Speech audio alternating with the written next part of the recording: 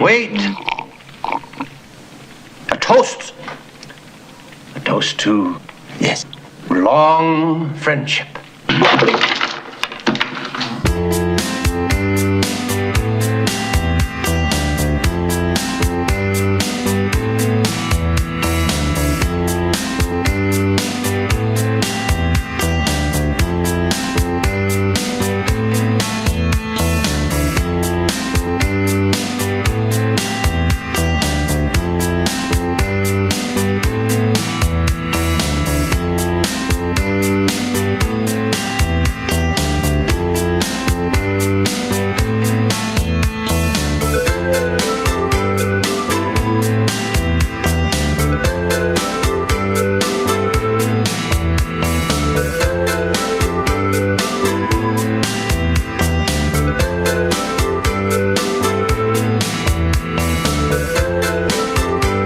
James Whale's Frankenstein from 1931, he also made Bride of Frankenstein in 1935, both in the same named retrospective, was followed by 7 sequels. For Mary Shelley's novel and adaptations, see the same named retrospectives. It's always like this, people I know read many books and save every dream, with all of their hope buried inside somewhere.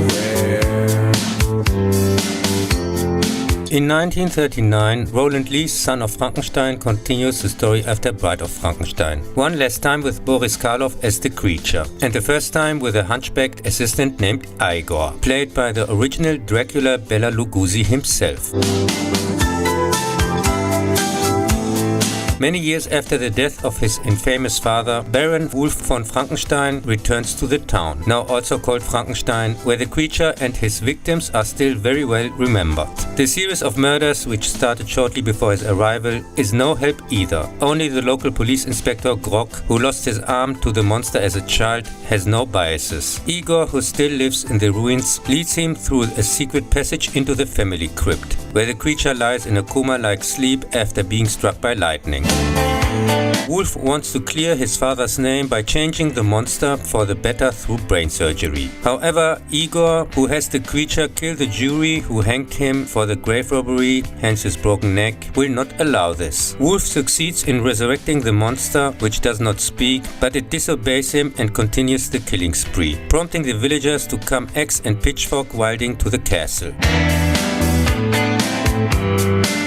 Son of Frankenstein received, probably rightly, mostly positive feedback and was a financial success. Personally, I think only the first 2 movies, but especially Bride of Frankenstein, are really good. And prefer, when it comes to the sequels, Mel Brooks' brilliant parody Young Frankenstein from 1974, which is why you should definitely have seen this one, which I didn't do as a child, because only Frankenstein and his bride were regularly shown on TV. I only found out about the other sequels and most movies in general in the 80s through the Lexicon of Science Fiction Film, the first book I ever borrowed from a library. When bring inside das book back to the library? I already said as soon as I got through it.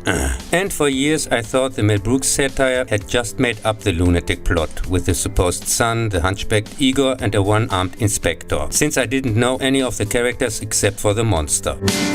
At the end, Frankenstein Jr. wants to destroy the creature. He shoots Igor in self-defense, whereupon the creature kidnaps Frankenstein Jr.'s Jr. in revenge, but spares him. When it attacks the inspector, who shoots at it, it is pushed by Wolf into a pit of molten sulfur. He leaves the town and gives the castle and laboratory to the community. Somewhere a man cries for his love, a love that is lost and withered too soon, with all of his hope buried inside somewhere. Shouldn't have to deal like that. This one returns, at least according to the German title, in 1942 in The Ghost of Frankenstein. But not really, because here only the dead Igor does not even return, but is still there. And after the villagers blew up the castle, sets off with the weakened creature, now played by the original Wolfman Lon Chaney Jr., to the small town of Vasaria, where the pulled out of a head second son of the old Baron Frankenstein, Dr. Ludwig Frankenstein, lives and works as the director of an insane asylum. When the monster is overpowered and captured. After further murders, Igor blackmails Frankenstein Jr. too with exposure to help him free and cure the creature. After its escape, it kills Ludwig's assistant, but he is able to stun it. The ghost of his father appears to him, and he and his colleague Dr. Bohmer set about replacing the creature's brain, which kidnaps a little girl in the meantime, with that of the dead assistant. The creature does indeed open its eyes a few hours later, but speaks with the voice of Igor.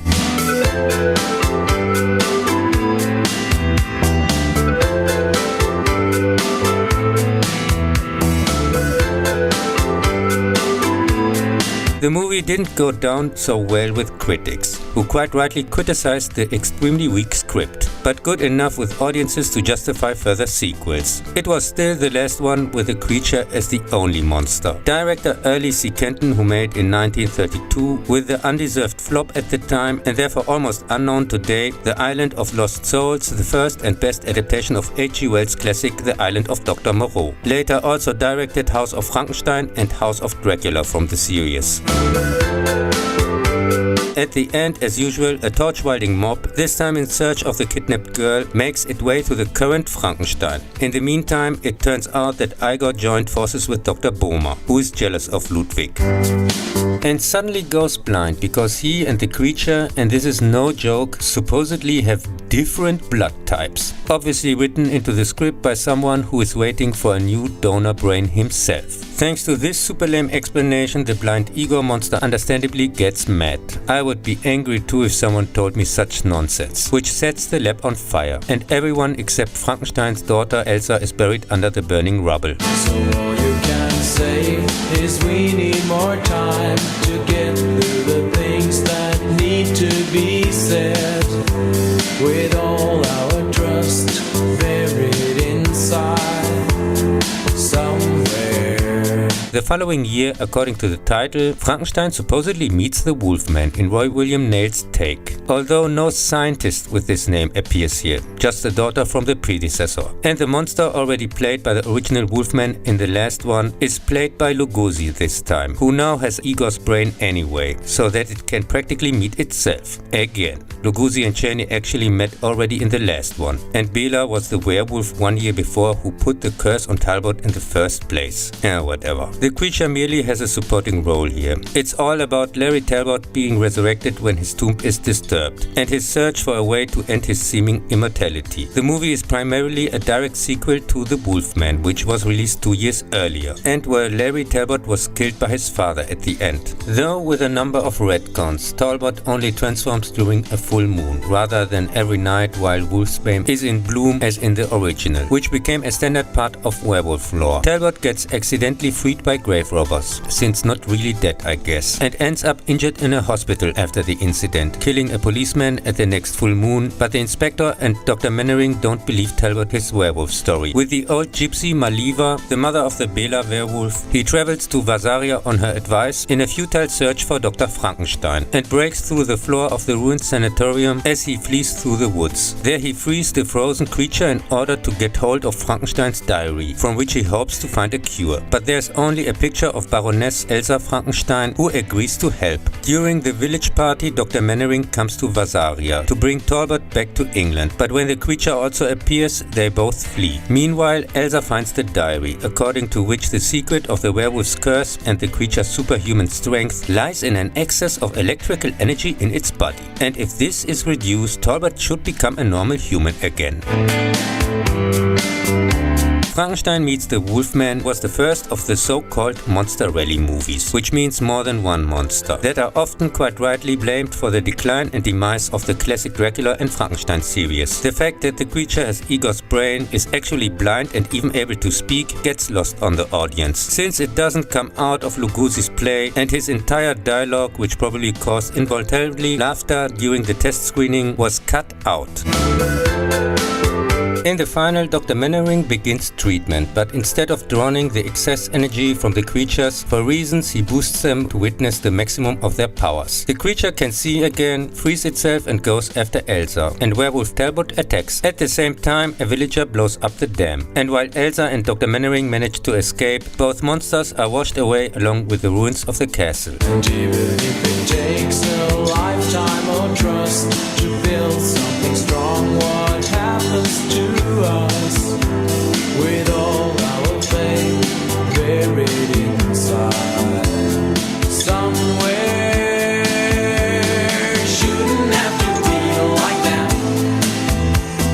In the following year, there's no longer anyone by that name in House of Frankenstein. Glenn Strange now plays the creature in the rest of the series, while original monster actor Boris Karloff portrays the mad scientist Dr. Niemann, who once experimented according to Frankenstein's teachings. He escapes from prison with his hunchbacked assistant Daniel, whom he promises a new body, and wants to return to his hometown, here Visaria instead of Vasaria as in the last and next one, to take revenge on those who put him in prison. Like nothing, he awakens Dracula by pulling the stake out of his skeleton and sets him on one of his revenge victims. But after completing his mission and trying to kidnap his victim's granddaughter, he doesn't make it out of the sun in time and disperses after a chase. On the journey to the village of Frankenstein, they meet the gypsy girl Ilonka, with whom Daniel falls in love, and find the frozen Frankenstein monster and the transformed Wolfman, who becomes Talbot again when he unfreezes. Niemann promises to free him from the curse if he cooperates by transplanting his brain into another body.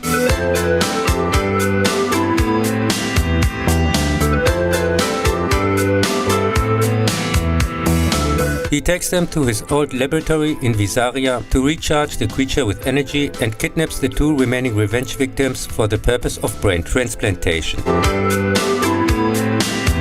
Talbot no longer believes that Niemann really wants to help him, but Ilonka, who loves him dearly in the meantime, procures a silver bullet, which, fired into his heart by someone who really loves him, would bring salvation. It's always like this.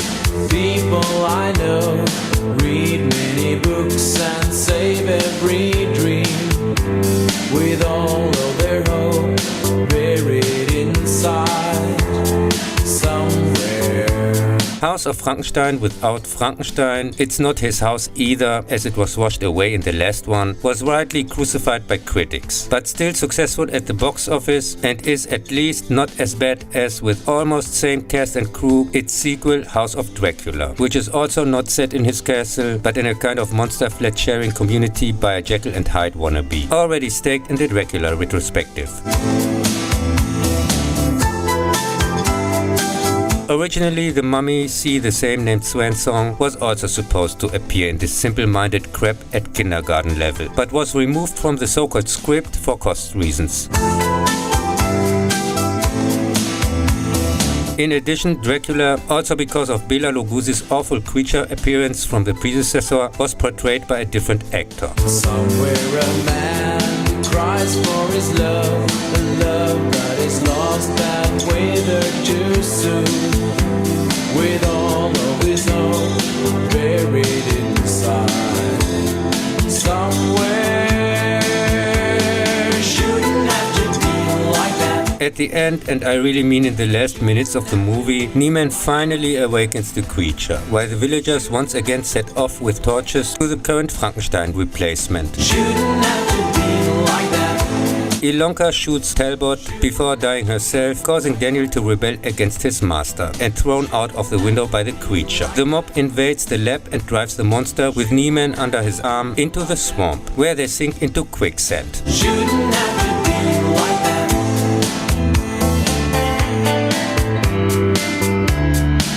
In 1948, Charles Barton's horror comedy Abbott and Costello Meet Frankenstein concludes the Universal Frankenstein series, for which Lon Chaney Jr., Lugosi and Glenn Strange parody their roles as the Wolfman, Dracula and the Frankenstein monster. Here the remains of Dracula and Frankenstein's monster are to be exhibited in a chamber of horrors, and Dracula awakens and intends to revive the weakened creature with the easily controlled brain of one of the two comedians, here as Porter, which Wolfman Talbot wants to prevent.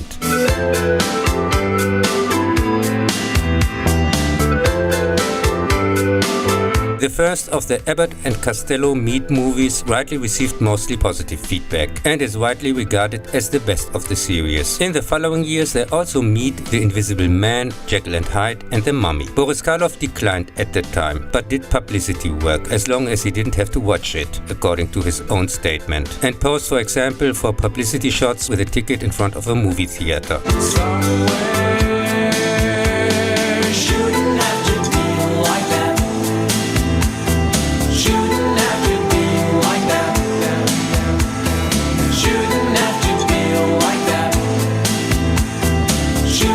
The $800,000 fund was the most successful sequel in the Universal Frankenstein series, with an over 4 million worldwide box office. For the Hammer Frankenstein series from the 50s, see the same named retrospective. Shouldn't have to be